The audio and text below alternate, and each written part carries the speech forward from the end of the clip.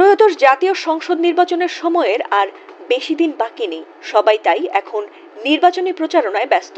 নির্বাচনী লড়াইয়ে মাঠে সবাই আছে, শুধু নেই শরীফ ওসমান হাদি। সেই যে ডিসেম্বরের এক জুমায় নামাজ পড়ে নির্বাচনী প্রচারণায় গিয়েছিলেন, এরপর তার আর ফেরা হয়নি সেখান থেকে। সততার সঙ্গে রাজনীতি করতে গিয়ে দুর্বৃত্তদের হাতে নিহত হতে হয়েছিল তাকে। এমনকি তার মৃত্যুর 1.5 মাস পেরিয়ে গেলেও এখনো কেউ ভোলেননি সেই কালো অধ্যায়। তার হত্যার ন্যায় বিচারের আশায় এখনো লড়ে যাচ্ছেন তার ভক্ত সমর্থকরা।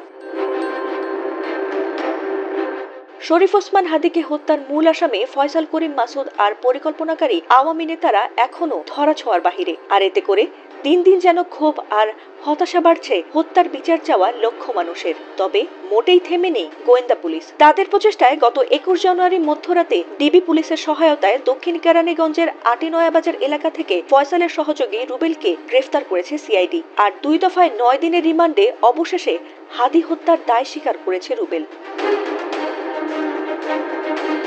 শরীফ ওসমান হাদিকে হত্যায় নিজের দোষ স্বীকার করে এবার আদালতে জবানবন্দি দিয়েছেন মামলার প্রধান আসামি ফয়সাল করিম মাসুদ ওরফে রাহুলের ঘনিষ্ঠ সহযোগী রুবেল আহমেদ। তিনি নিষিদ্ধ ছাত্রলীগের সাবেক সাধারণ সম্পাদক গোলাম রাব্বানীর বন্ধু বলেও জানা গেছে। রোববার আদালত সূত্রে তার দায় স্বীকারের বিষয়টি জানা গেছে। এছাড়াও তাকে জিজ্ঞাসাবাদের জন্য আদালত গত 22 জানুয়ারি 6 দিন এবং 28 জানুয়ারি আরও 3 দিনের মোট 9 দিনের রিমান্ড মঞ্জুর করলে রুবেল স্বেচ্ছায় স্বীকারোক্তিমূলক জবানবন্দি দিতে রাজি হয়েছিলেন।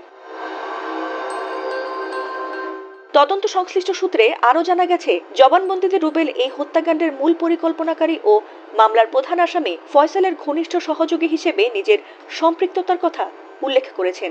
এমনকি হত্যাকাণ্ডের দিন ঘটনাস্থলে তার ভূমিকা ও নেপথ্যের কারণ সম্পর্কেও তিনি গুরুত্বপূর্ণ তথ্য দিয়েছেন। আর সেই জবানবন্দি রেকর্ড করেছেন ঢাকা মহানগর হাকিম মোহাম্মদ মাহবুবুর রহমান। রেকর্ড করা শেষে এরপর তাকে কারাগারে পাঠানো হয়েছে বলেও জানা গেছে। এছাড়াও বাকি আসামিদের গ্রেফতারে অভিযান চলমান রয়েছে বলেও জানা গেছে।